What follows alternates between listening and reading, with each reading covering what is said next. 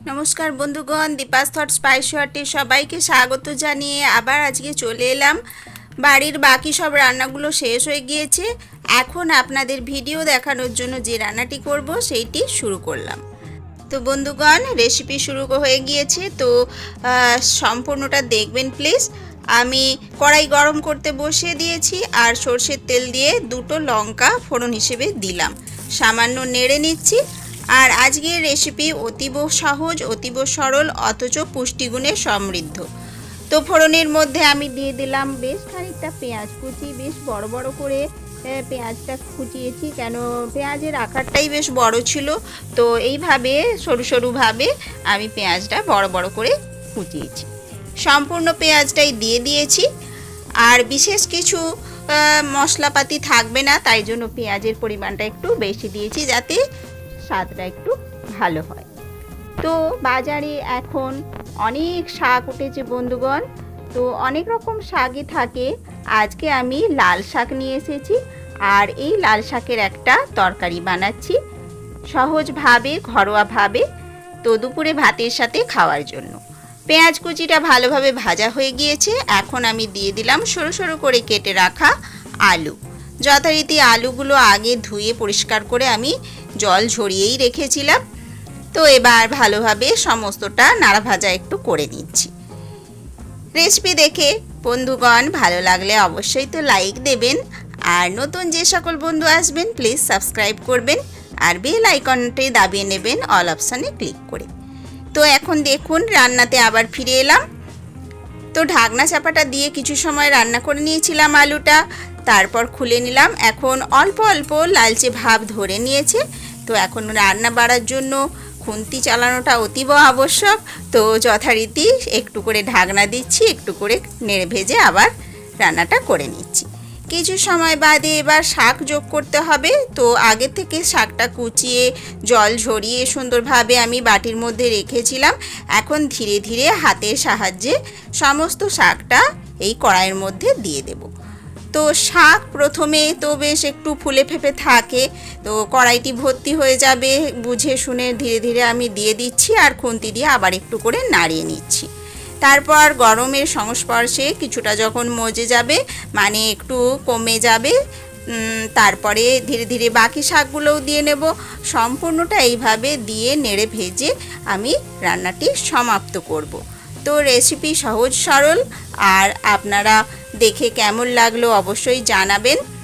নতুন যে সকল বন্ধু, মানে যারা নতুন রান্না শিখছেন, তাদের জন্য ঘরোয়াভাবে বানানো এই লাল শাকের রেসিপিটা অতীব সুস্বাদু হবে।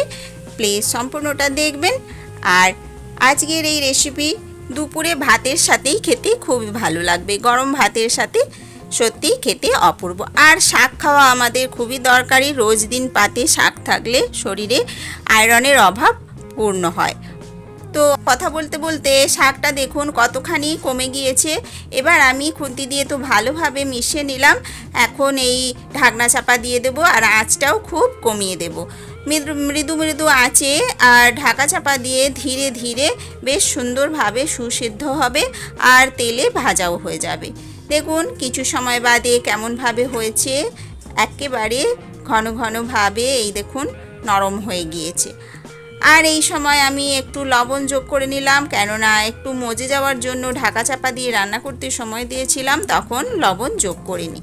এই যে লবণটি দিলাম, এবার শাক থেকে অনেকটা জল বেরোবে, সেই শাকের জলেই সমস্ত রান্নাটা হয়ে যাবে।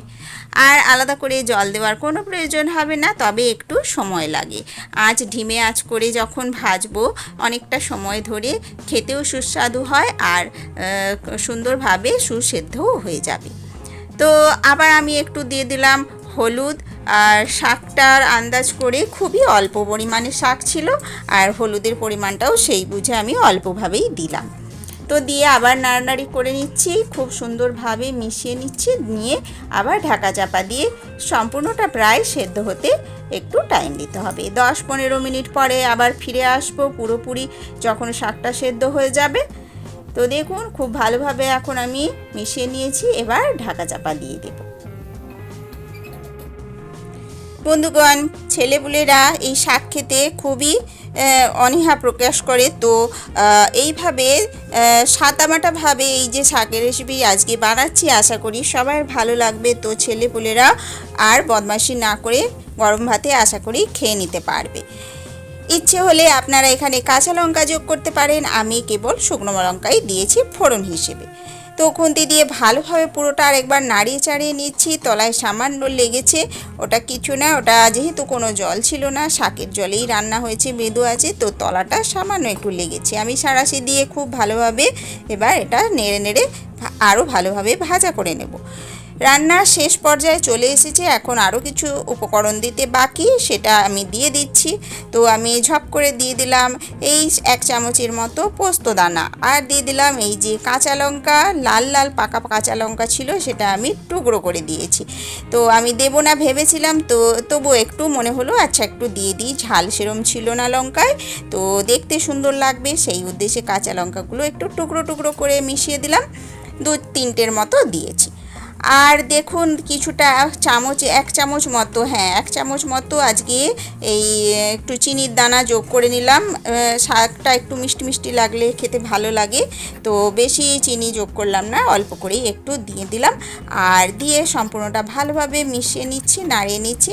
আর এই পোস্ত দানাটা সামান্য ভাজা ভাজা করে নেব, কেন পোস্ত দানা হালকা একটু ভাজা হলে মানে এই শুকনো ড্রাই রোস্ট করলেও যেমন একটা খুশবু ওঠে, তেমনি এই ভাজা ভাজা এই শাকের সাথে হলেও একটা মিষ্টি মিষ্টি গন্ধ ওঠে। ওই পোস্তদানা ভাজার গন্ধেতে শাকটা খেতে আরও বেশি সুস্বাদু হয়। তো সেই জন্য সামান্য একটু নেড়ে, পোস্তটা যতক্ষণ একটু ভাজা গন্ধ বেরোচ্ছে মিষ্টি মিষ্টি সুন্দর, তো ততক্ষণ একটু নেড়ে ভেজে রান্না করে নিতে হবে। আর কিচ্ছু না, একেবারে সহজ রেসিপি, তো সবাই পেরে যাবে। ছোট বাচ্চারা মানে যারা নতুন হাতেখড়ি হচ্ছে রান্না, তারা তো অবশ্যই শিখে যাবে ঝটপট করে এই রেসিপিটা।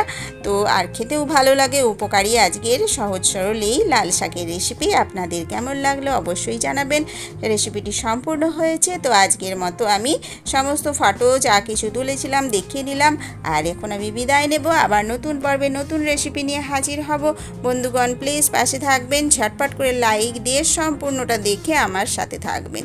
তো বন্ধুগণ আজকের মতো টাটা, সবাই ভালো থাকবেন। এতটা সময় দেওয়ার জন্য আপনাদের সবাইকে অসংখ্য অসংখ্য ধন্যবাদ।